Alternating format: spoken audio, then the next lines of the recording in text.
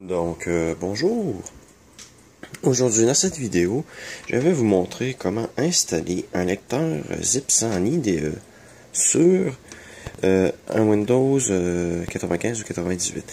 Donc, à savoir que les vidéos que j'avais déjà faites sur l'installation portaient sur les modèles parallèles ou le modèle SCSI avec le zip 100+ là, et que le modèle IDE que j'avais installé sur MS-DOS, je l'avais montré comment l'installer. Mais c'est différent sur Windows 9X.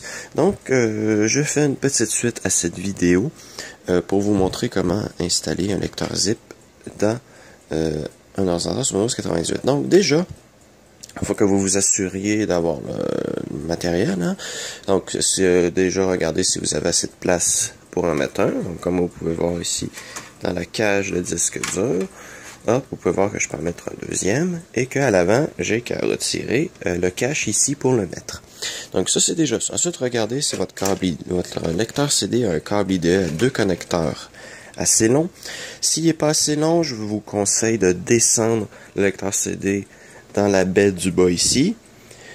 Comme ça, votre fil va être assez long pour se rendre jusqu'au lecteur ici. Et assurez-vous aussi... il faut savoir que il y a différents lecteurs de disquette zip. Il y a les lecteurs de disquette zip ça de chez iOmega qui eux ont un connecteur pour lecteur de disquette comme ça. Et il y a l'autre ici, là, un NEC par exemple. Vous pouvez voir, il utilise une prise Molex. Donc, s'il utilise une prise Molex, ben, assurez-vous que vous avez une prise Molex de libre. Et s'il utilise une prise pour connecteur de lecteur de disquette, assurez-vous que vous en avez une de libre ou achetez-vous un convertisseur Molex vers connecteur de lecteur de disquette. Donc, je vais monter ça et je vais vous montrer comment ça fonctionne sous Windows 9X.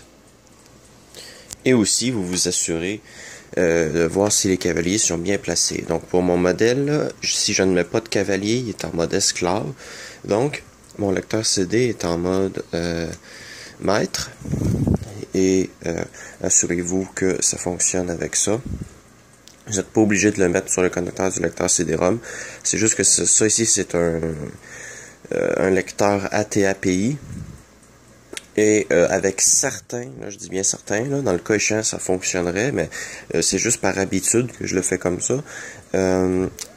Si vous mettez un lecteur AT-API avec un disque dur IDE, il faut savoir que la norme AT-API est une modification de l'IDE qui supporte les commandes SCSI, entre autres la déconnexion et tout ça, tandis que l'IDE standard ne le supporte pas. Donc, ça peut arriver que ça puisse faire... ça puisse ne pas bien fonctionner avec un disque dur IDE. Donc, dans les faits, c'est supposé fonctionner, mais par habitude, je le branche toujours sur le deuxième canal IDE avec un lecteur CD-ROM et pas avec un disque dur pour éviter d'éventuels problèmes, même si, dans les faits, comme j'ai dit, il ne devrait pas en avoir. Une fois que tout ça est installé, vous démarrez l'ordi et vous préparez soit plusieurs disquettes d'installation. Ça, c'est les disquettes que j'ai faites, mais je crois que je vais les effacer parce que je vais vous expliquer la deuxième raison. Une raison. Mais j'avais fait des disquettes avec AG-Split qui... Wow. Ok, c'est beau. Sur l'écran, j'ai des ralentissements. Ok. Donc... AG-Split permet de séparer des fichiers, donc j'ai mis le programme AG-Split ainsi que un fichier séparé, parce que l'installateur fait 3, quelque chose mégaoctets. Donc je l'ai séparé sur 4 disquettes et AG-Split ainsi que la première séparation sont sur la première disquette. Donc j'ai pu faire l'installation avec ça, mais c'est inutile si vous avez soit une prise USB, une connexion par Internet. Donc, si vous avez un dossier partagé avec l'installateur dessus, vous pouvez le faire avec ça.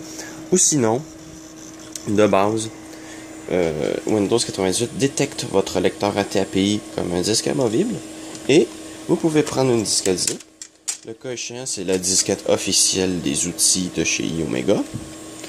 Vous l'insérez dans le lecteur et Juste fermer ça ici. Hop. Vous allez dans le poste de travail et vous devriez voir un nouveau lecteur apparaître. Donc, au début, il n'y a pas l'icône parce que là, j'ai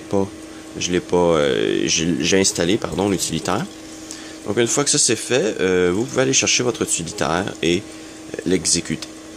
Donc là, moi, vu que je l'ai déjà exécuté, ça se voit parce que j'ai déjà l'icône personnalisée de chez iOmega et j'ai les options de chez iOmega.